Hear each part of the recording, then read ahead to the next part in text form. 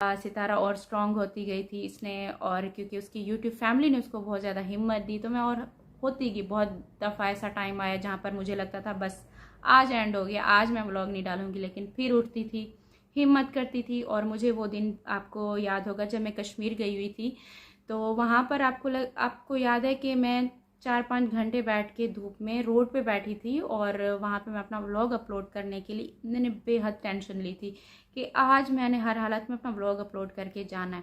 तो मैं इस मामले में इतना सीरियस थी, मुझे ये नहीं परवाह थी मुझे इसका क्या चाहिए, मुझे इसका क्या मिलना है, मुझे ये थी कि मेरा दिन मिस ना हो।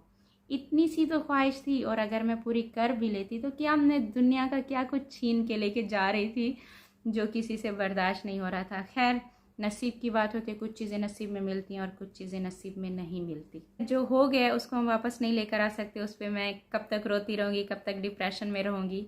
बहुत बड़ा लॉस हुआ है मेरा, और क्या बोलूँ, मतलब एक मंजिल के पास जाकर वहाँ से आप वापस एकदम से नीचे गिरते हो, वहाँ से उठना इतना इजी नहीं है, लेकिन बहुत नामुमकिन भी नहीं है, क्योंकि 1 महीना हो गया इस चीज़ से मैं नहीं निकल पा रही थी। मैं बहुत ज़्यादा डिप्रेशन में चली गई थी, और इस हद तक कि किसी इंसान, मैं समझती थी कि इसमें मेरी जान भी जा सकती है, मैं इस हद तक चली गई थी।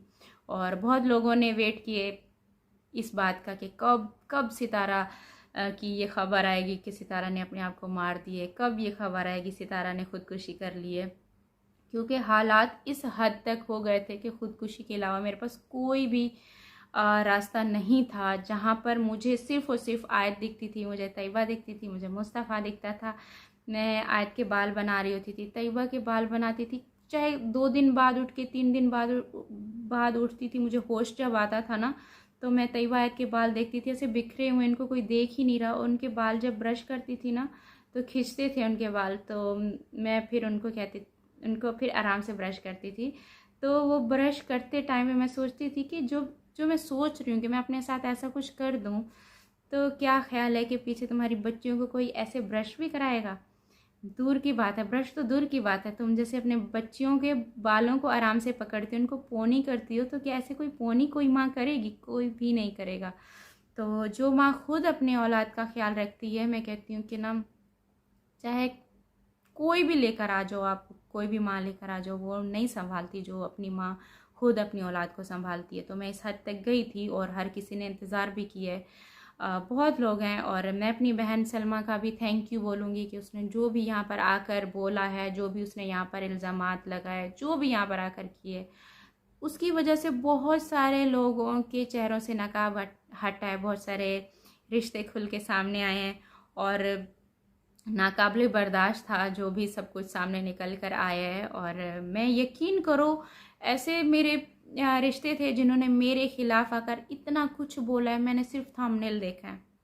मेरे अंदर मेरी हिम्मत नहीं थी, और ना ही मेरा दिल बर्दाश्त कर सकता था कि जो इतने करीबी रिश्ते हैं वो मेरे लिए इतना बोल रहे हैं। मेरे भाई हैं, मेरी बहन है, कोई भी है, भांजी है, कोई भी है, हाँ बोल रहा है, वो मेरा दिल नहीं बर्दाश्त कर सकता था। तो मैं थंबनेल देखती थी, मुझे बताते थे तुम्हारे लिए ये बोल रहे हैं, तुम्हारे लिए वो फलां बोल रहा है, ये बोल रहा है। मैंने कहा ठीक है, बोलने दो, जहाँ पर बाकी सब बोल रहे हैं तो ये भी बोल लेंगे, तो मैं क्या इनके मुंह पे जाके हाथ रख सकती हूँ।